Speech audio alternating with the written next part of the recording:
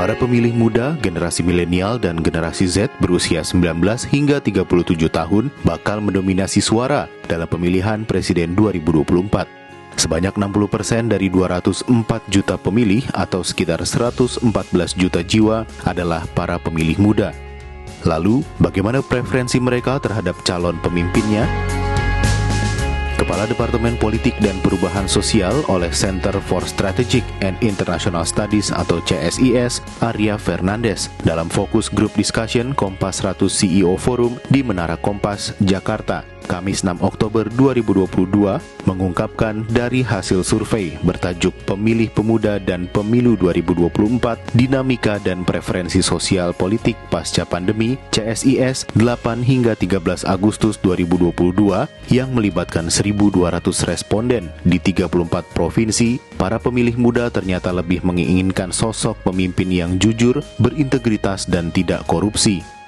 Hal ini berbeda dengan temuan pada 2 pemilu sebelumnya, saat publik lebih banyak menginginkan pemimpin yang merakyat dan sederhana.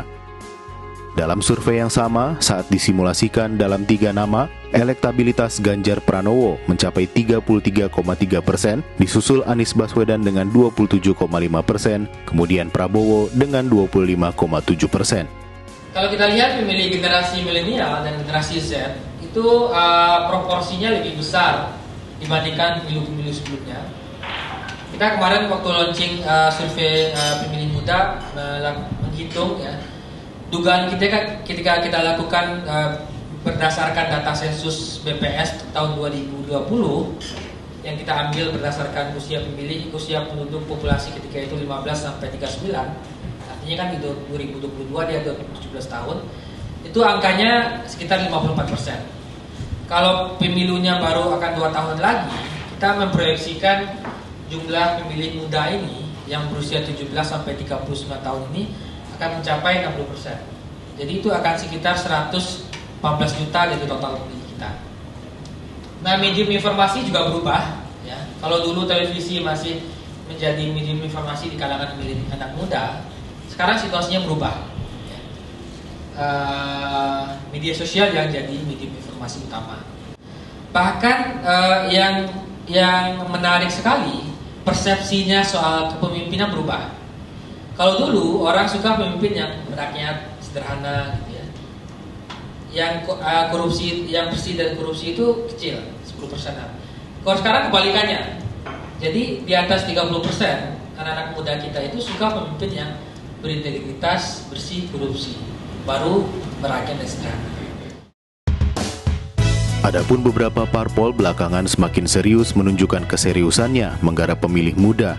PDIP misalnya, pada akhir Mei lalu sempat menggelar Festival Kopi Tanah Air selama 3 hari di kawasan Gelora Bung Karno, Jakarta. Hal itu ditangkap sebagai upaya memopulerkan partai selain upaya memikat pemilih muda. Sementara sejumlah partai politik mulai aktif di media sosial seperti TikTok yang sedang populer di kalangan anak-anak muda. Video Ketua Umum Partai Kebangkitan Bangsa, Abdul Muhaimin Iskandar misalnya, banyak beredar di aplikasi TikTok dengan memperkenalkan dirinya sebagai calon presiden pada pemilu 2024. Akun resmi Dewan Pengurus Pusat PKB beberapa kali menampilkan video Caimin berinteraksi dengan anak-anak muda seperti berkonvoi menunggangi Vespa.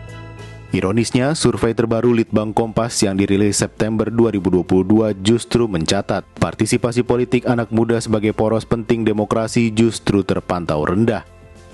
Tidak hanya di Indonesia, gejala ini juga muncul di Eropa.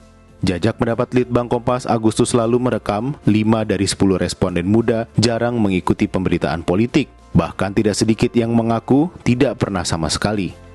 Hanya 1/4 responden mengikuti isu politik lokal dan nasional.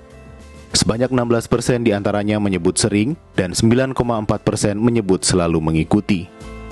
Keterlibatan kian rendah pada keikutsertaan dalam kegiatan kelompok, organisasi, maupun partai politik.